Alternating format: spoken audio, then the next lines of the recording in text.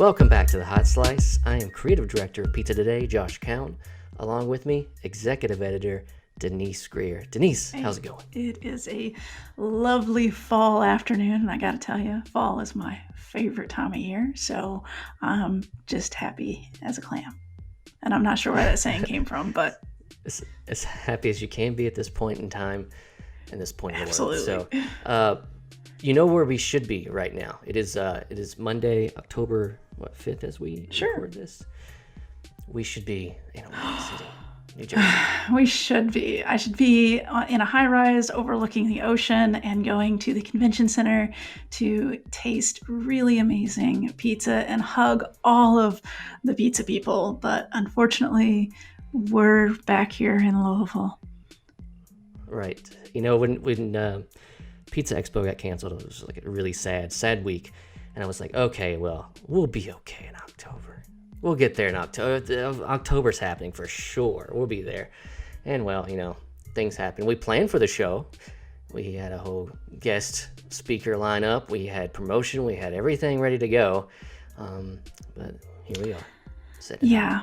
You know, it happens. And this is just, I mean, we just keep saying it over and over again. The next time we all get together, it's going to be just crazy and amazing to be able to see each other again. And I mean, that's what we have to hold out for is Pizza Expo 2021. 2021. So, yeah.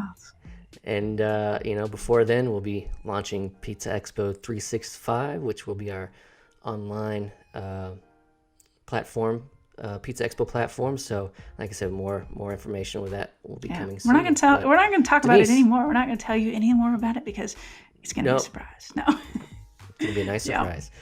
Denise, let everybody know who we got on the show today. Okay, well, today we are speaking with Jeff and Laura Ambrose from Woodstock's Pizza in San Diego, California. They have currently 7 locations spread around Southern California, and they have been in the business for 40 years. They've seen it all, and even this is a surprise for them. What's happening with COVID and the forest fires in California are really bad as well. So, but it was really nice, you know, to hear how, you know, like I said, they've been in the business 40 years, how they navigate this time with their experience. And, you know, you'll hear pivot a lot in this podcast, but it's exactly what they did, and they did absolutely. And, you know, probably one of the most unique things is their market is the college market.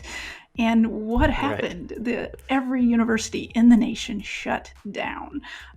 So when you talk about pivoting, they may have had to pivot probably more than a lot of other people. But luckily, they had systems in place and they were able to do it. So let's just jump right in because I think we really want to hear from Jeff and Laura. Yeah, you're going to learn a lot here. Hey everyone, it's Katie, art director at Pizza Today, here to interrupt your podcast with a short commercial break.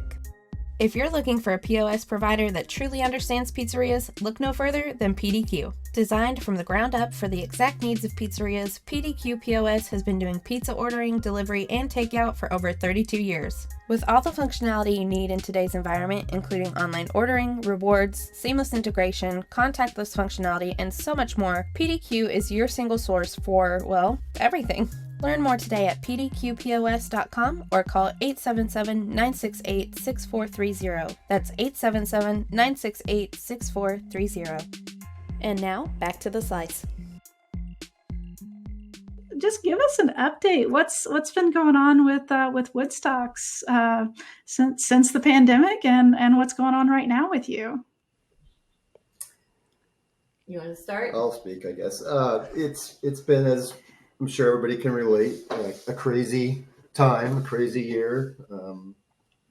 Something that's been unique in the almost 40 years that I've been doing this. But that's no surprise to anybody.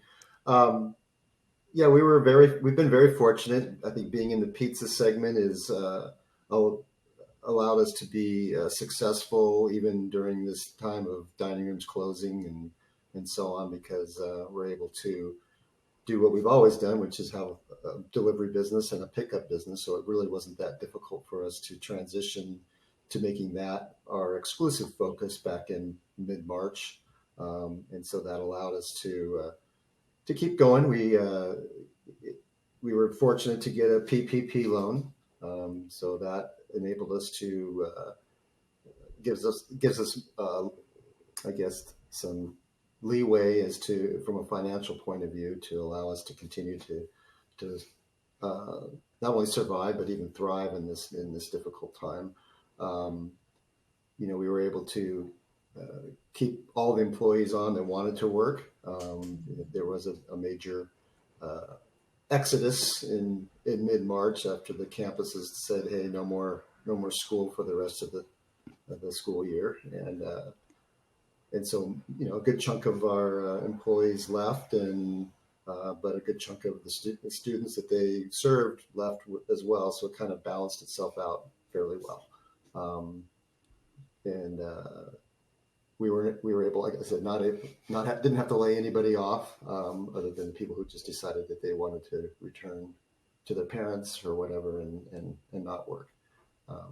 We did make an announcement, very early when all of this first began, to say that those employees that were not really needed or where they didn't need the income to pay rent or, live on, we asked them if they would be willing to step aside or, take reduced hours so that we could really focus on the employees that were counting on Woodstocks for their livelihood.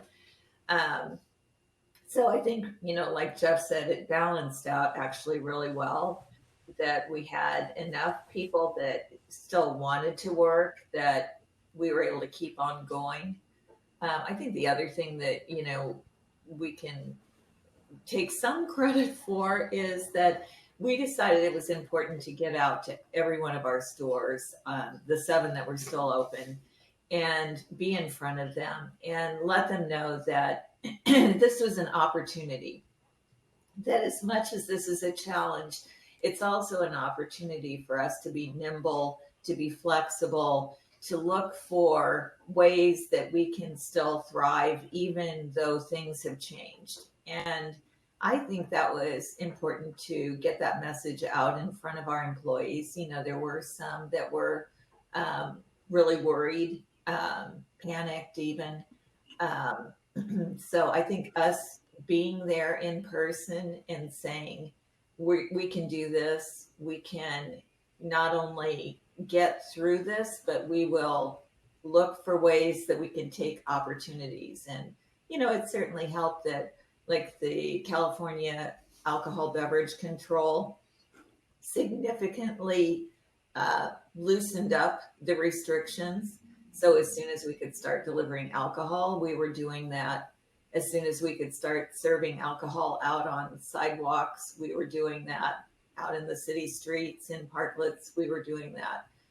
So, that was part of the nimble, quick, flexible, how can we take advantage of these opportunities as soon as we hear about them? Oh, wow. Real quick, as far as the alcohol goes, the packaging, did you guys have growlers, or how are you getting that out to the customers? Well, very quickly, growlers were discouraged because they were being brought back in from the public. So we just decided quickly to use literally mason jars. Oh, nice. So we would just fill whatever beer they wanted with a mason jar with whatever beer they wanted, and then they could put a lid on it and they could take it to go or deliver depending on which way they wanted it. So, we were of course closed. The dining room were closed for from mid-March through late May, early June, depending on which market we were in, because each city or county had its own timing as far as when they decided to let people start using dining rooms again. And then it was 50% back in June. And very quickly, as I think everybody knows, that things kind of blew up pretty soon after they released open bars and restaurants to even 50% capacity. Things quickly spiked in terms of COVID cases. So then it was back to, okay, closed that down, only outside dining. And that's when, again, the counties, cities we're in, most of them worked pretty closely with the restaurants and tried to figure out ways to allow us to survive and in some cases even thrive. Laura likes to call it pivoting, so it seems like every week we were pivoting and going to some other direction based on state or county guidelines or mandates, depending on how you look at it. So it's been interesting. It's been very difficult at times and rewarding at times. It's been interesting, I think, that because we're in 6 different counties, and because in California anyway, the governor has allowed the county health departments to make some of the requirements, that it's been different in every county. So part of what the challenge is literally, I have it on, a tab on my computer now for these county health departments to keep monitoring what they're doing to change, because it is changing constantly. And we realize that we need to, be aware of what those changes are, or even anticipate what they are ahead of time so that we're ready when that actually happens. So for instance, when they announced that it was going to be going to outside only, we immediately started pivoting by, looking for sources for fencing and looking for the opportunities to create parklets out in the parking spaces in front of our restaurants, and, working with the county health departments to get those. Every county had a different set of requirements to get that accomplished.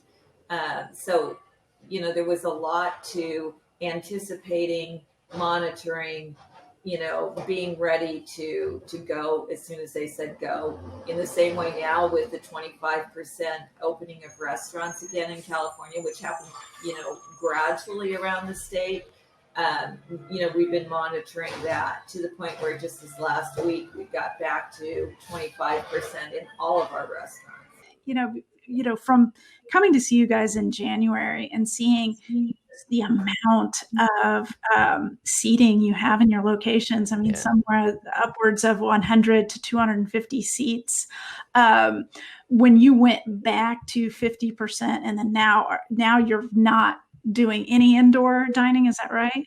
Well, it's to clarify, over the last 3-4 weeks, the state of California is color coding each county based on how many cases they've had and what percentage of the population is tested or has been tested at all and is tested positive. And so the first week it happened, which was 4 weeks ago. It's hard to keep track, but Governor Newsom said, okay, this is the new requirement, county by county. We're going to open things up slowly depending on how well each county is doing. So at that point in time, only 7 out of however many counties there are in California, which is a lot, only 7 of them were what they judged red, as opposed to purple being the worst, red being the next worst, and then orange and yellow, I think, are the other 2. But only 7 counties were red or better than purple, which is the most restrictive. So immediately, the only one that we're in is San Diego County. So 2 of our locations were allowed to go to 25% capacity, inside capacity, and that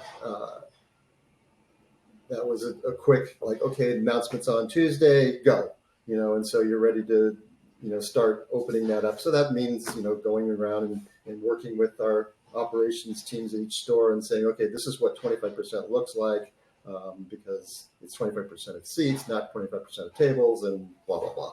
So anyway, and then the next week it was another county did that. And then 2 weeks later, it was the other 3. So it's been every week, a difference. I think getting to your question of when we opened to 50%, you're probably asking, how did we deal with social distancing and all those types of things? So we've been very adamant, diligent about meeting every requirement or directive from CDC or county health and saying, hey, we're going to have 6 feet of distance between not just tables, but between the seats at the tables. So we've seen a lot of restaurants who it's like there might be 3 feet of distance, not. And thankfully, the size of your stores, you can space those out pretty well. It definitely helps. I mean, and again, being as all the counties that we're in, cities have allowed us at some level to increase our footprint out into the sidewalks or streets to allow to make it, so it's been less damaging on us than it is on many restaurants. Right, and you also have the great weather going for you too, so year round. Of course, one of the funnier things was when we pivoted to all outside dining, then the fires started. And then we had just absolutely horrific air quality in several of our stores. I mean, they were sending us photos of the black skies, with outside only dining. So we've had ashes on the tables, yeah. Things like that. Jeez. It's been one thing after another.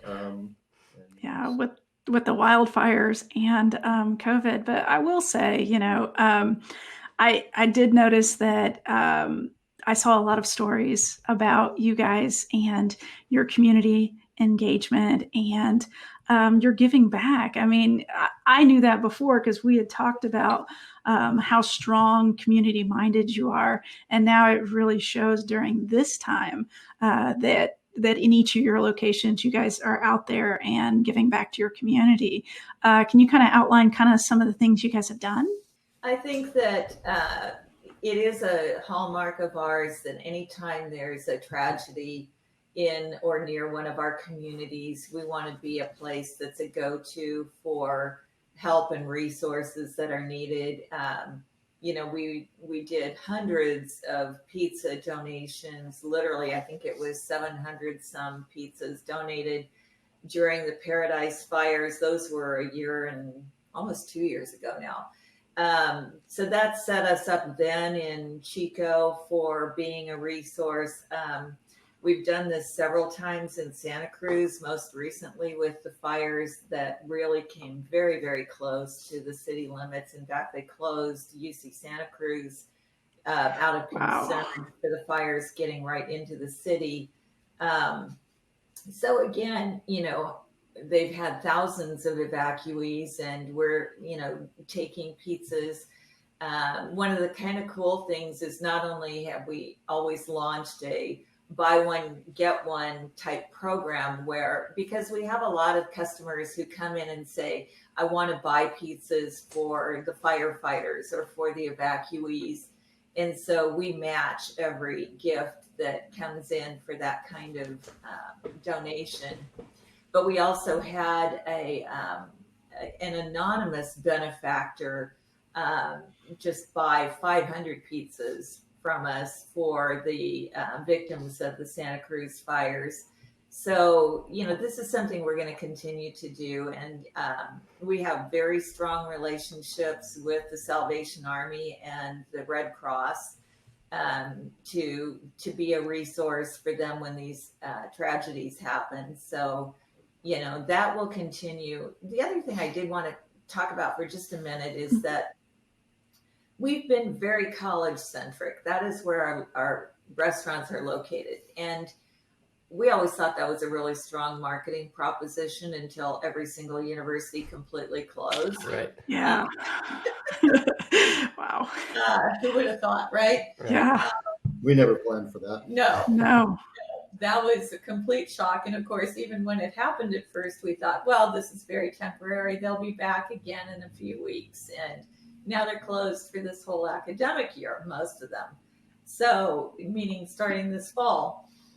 So, we're looking at a major change. But one of the things that's been interesting with the pandemic is how many local townspeople, community people have come to support us.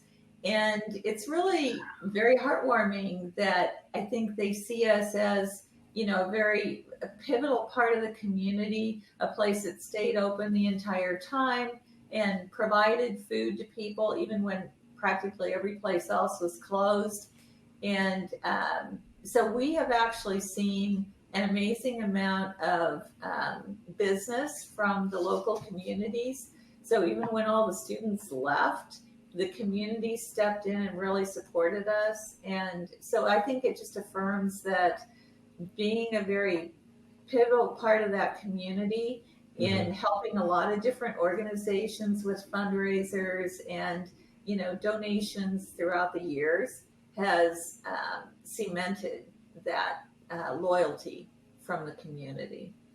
Yeah, we also back in March and April did a buy one get one or give one away to the healthcare workers, and so we did hundreds and hundreds of pizzas, and we did every one of the individual package, of course, because nobody wanted to touch each other's boxes and food and things like that. So we took what would normally be very large slices of pizza and put them into a personal sized box and then sealed it all with. And so we just gave back that way too, and gave.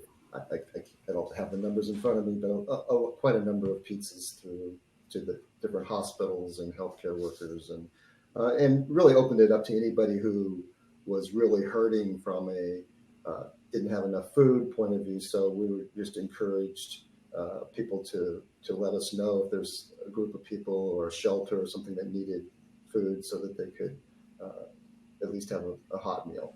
Mm-hmm.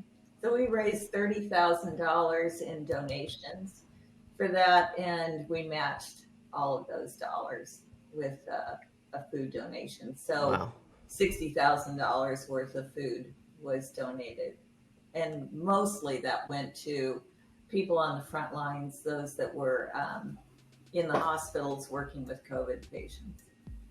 Oh, wow. That's amazing. Hey everyone, it's Katie, Art Director at Pizza Today, here to interrupt your podcast with a short commercial break. Your friends at Message on Hold are happy to introduce our voice-over IP service. Message on Hold Phones is our solution for phone service. If the internet goes down, it's no problem. You can still take online and phone orders. No busy signal ever. Professionally recorded, customized messaging for your business ensures that your customer gets the message that you want delivered to them every time. Save money and get new phones. Visit www.messageonholdservice.com/phones.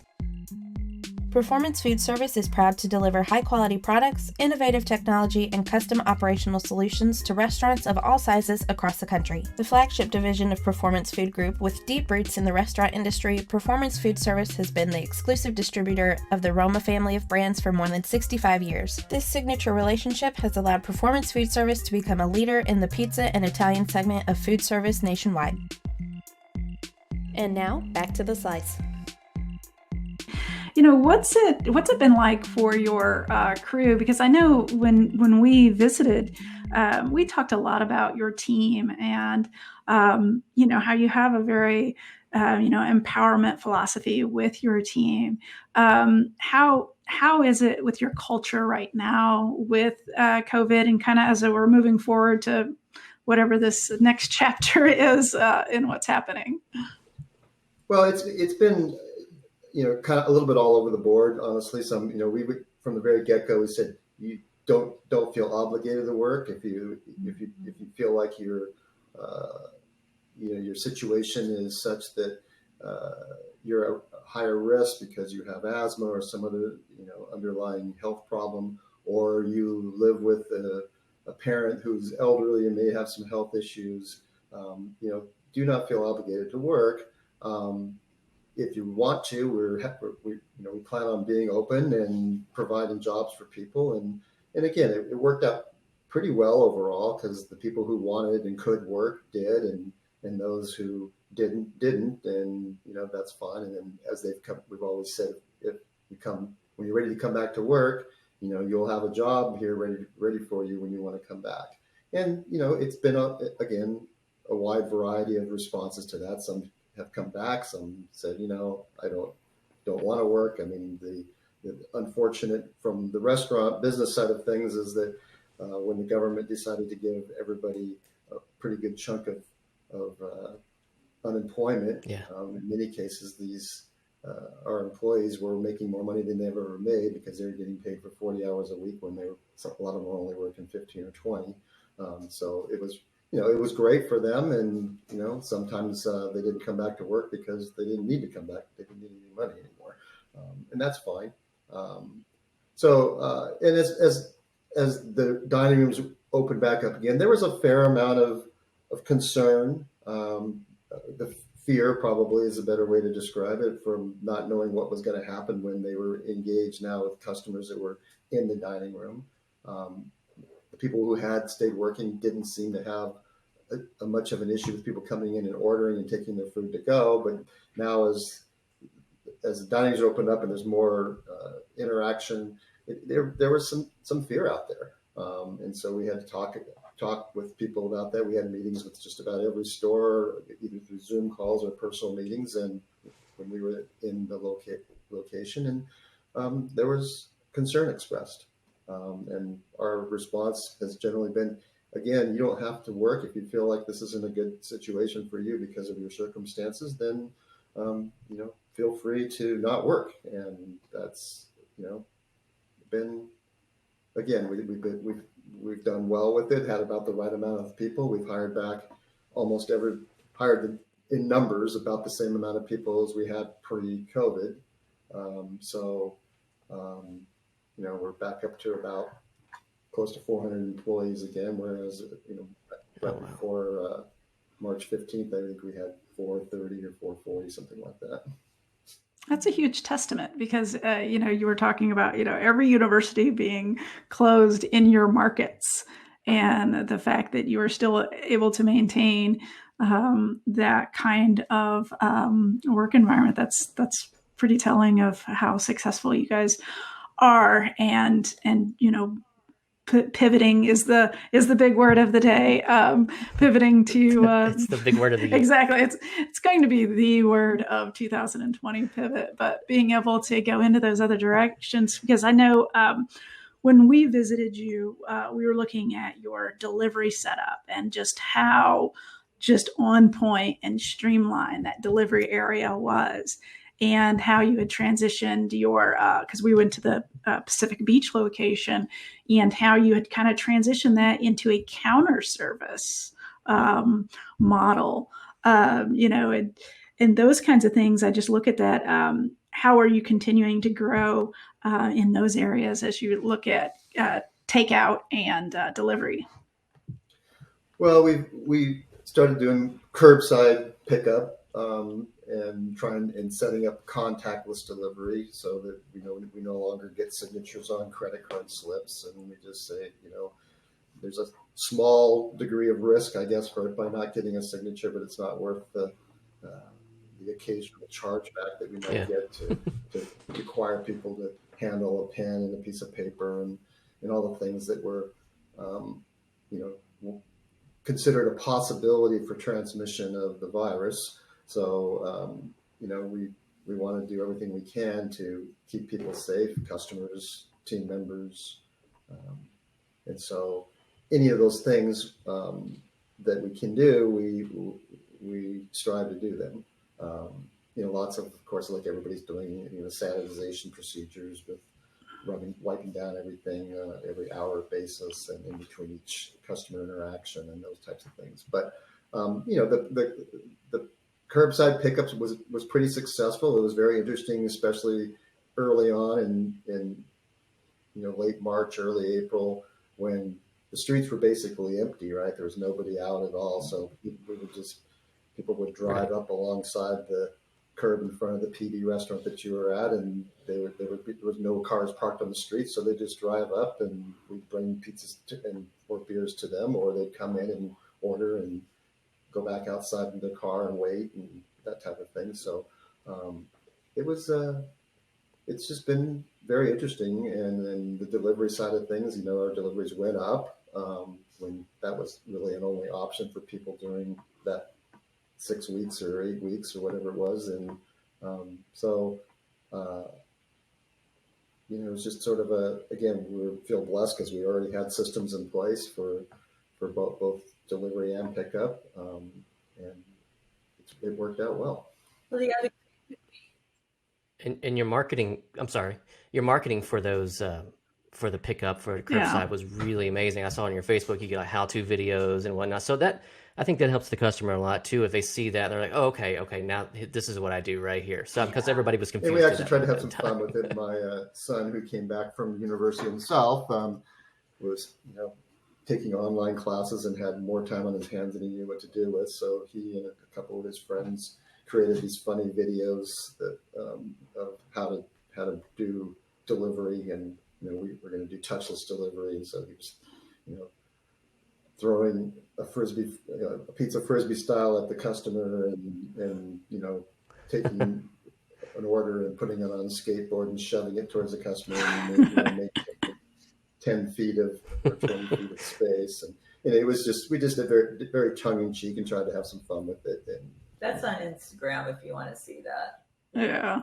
You guys are really good at that stuff, though. I looked at some of your previous marketing. You have a lot of fun and do a lot of play with what you're doing because you're Woodstocks. It's a little more playful, right?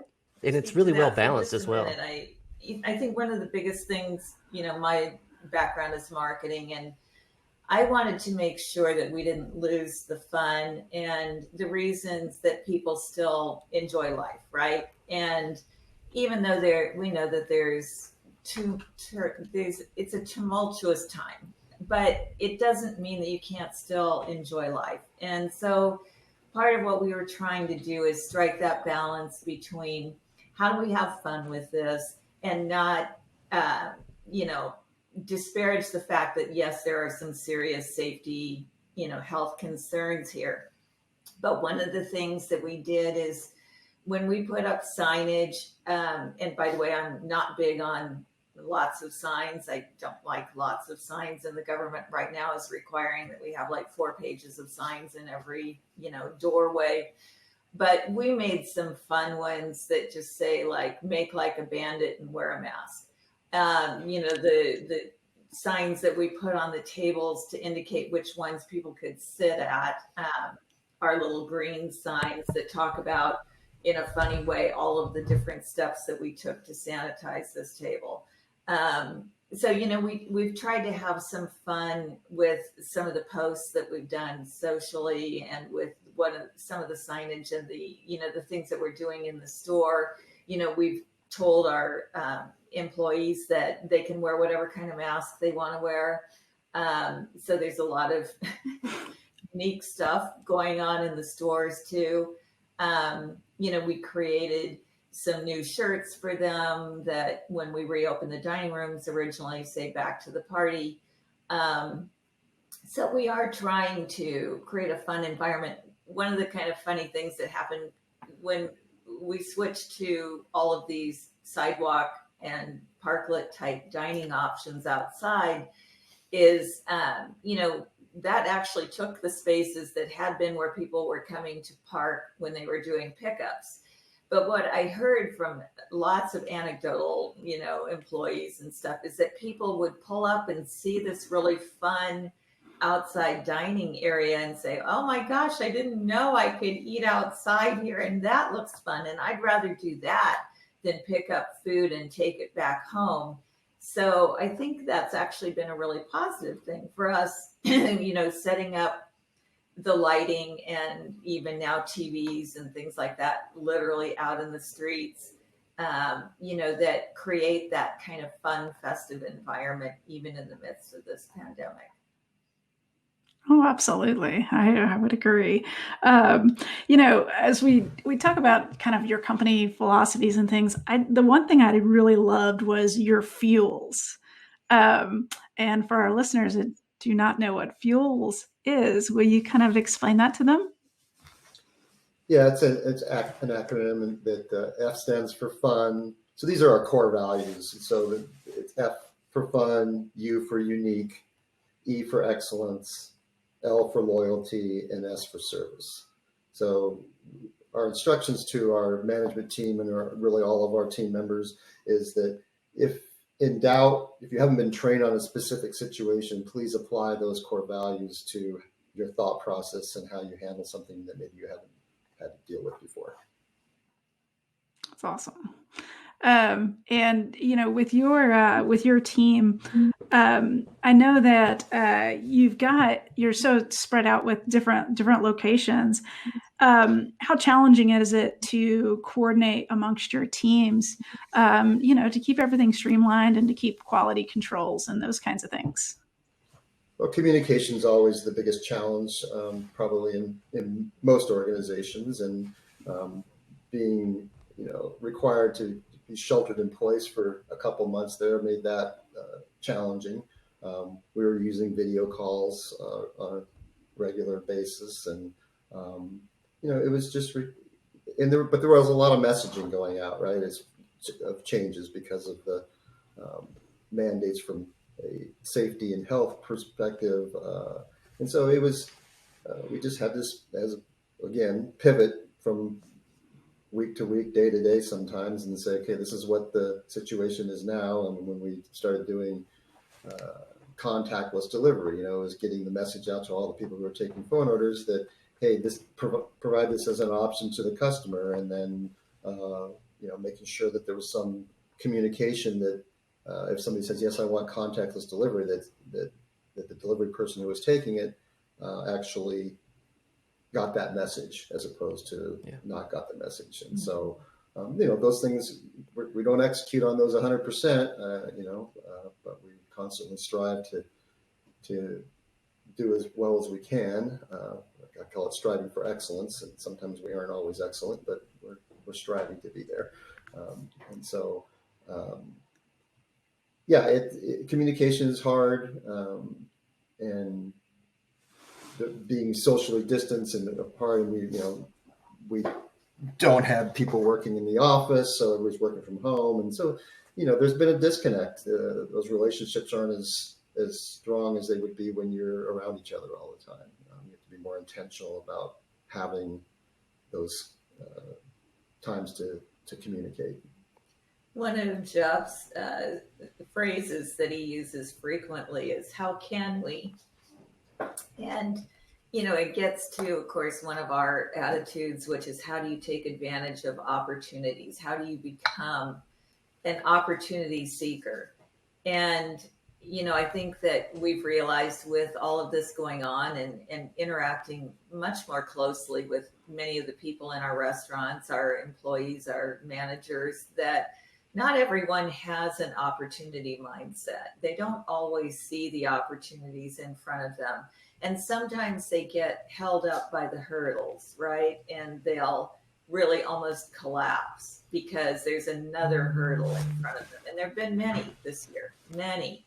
And I think that Jeff continuing to say to them, okay, let's talk about how can we make the best of the situation, is really just a constant reminder to people that there are ways, and we need to look for those opportunities. So sometimes that means that we have to point them out to them, and, understand that not everyone is going to look at things the same way and see the same opportunities. So I think one of the big ones was really working with them on pivoting in terms of moving to outside, and how do we do that best. Another thing that we've had to do recently is change to table service in most all of our restaurants now, because as we're trying to avoid people coming in and lining up at an order counter and all of the interaction that goes on with that, then of course the alternative is to just take the order at the table and serve the people at the table, which we were doing anyway. So, and which we had to do from an alcohol point of view, because the alcohol licenses don't allow customers to walk out the door with an alcoholic beverage, but as a server you can walk out and deliver it to them out in the street or the sidewalk or whatever.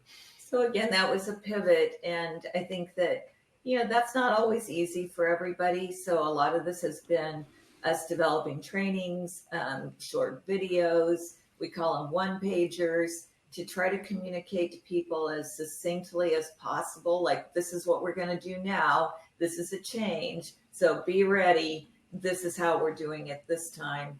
I think we're really thankful for having a lot of really young people working for us who are pretty good with flexing and changing and even coming Yeah. to us and saying, I have an idea of how we could do this. So Adapting on the fly is what 2020 is all Absolutely. about. That. In addition to, what we try to do when we deliver the changes or the one pagers is to provide, first of all, what the objective is that we're trying to do. And second of all, the reasons why we're doing something. So hopefully they can apply that in real time, in real world situation, as opposed to saying, well, I wasn't trained on exactly that thing. So again, between the core values and providing them explanations as to why they're doing something. And again, dealing with college students primarily as our team members, they're always asking why or how come. So if we don't have a good answer for them, then we're not doing our job. And I always encourage people to ask themselves that. Our team members say, I don't understand why we're doing this. We just say it's COVID. That's right. One day we will be away from COVID. Yeah. Well, I tell you what, you guys have been a treat. I guess if I could ask one last, kind of closing out question, what advice do you have for those young aspiring operators based on your experience? I don't know if I'd be opening a restaurant right now. Not somebody opening a pizza place now. I thought, oh, God bless them. I hope they don't lose their shirts. Because honestly, I think that it takes having some longevity. And I'm not saying it has to be 40 years in a community like we have, but, it helps to have some track record of building up some loyalty with your customers to get through these kinds of periods. That being said, I think that creativity is always in short supply and something that really will help you get through this. Like I said, the opportunities, the making the best of difficult situations, looking for the silver lining. I mean, these are all kind of trite phrases, but we have tried to see where we could make something that we had never done before. So, when we bought out the whole world, apparently on mason jars, because it's become incredibly difficult to find. It's like, okay, we're going to do this. We're going to figure out a way that we can still do these things. And part of what we're constantly kind of brainstorming about is, okay, even if we go back to all pickup and delivery, how do we do it with excellence? How do we do it better than other people? How do we create an experience for people that's fun, even if what they're doing is coming and picking up food? So, like at one point we ran a little promotion where we were doing a koozie with every beer delivery. Just trying to look for ways that we can still make it a fun experience, knowing that sometimes this is going to be an expense that we wouldn't normally have had. But if it is something that creates a more positive environment, then, we're launching a whole new branding campaign right now. I'm looking at it on Jeff's screen, California Born and Baked. And again, it's kind of a pun. But, we're doing this because we want to continue to have fun with our people. And we think that if we do that, that will be that positive, joyful experience that people are looking for in the midst of all of this.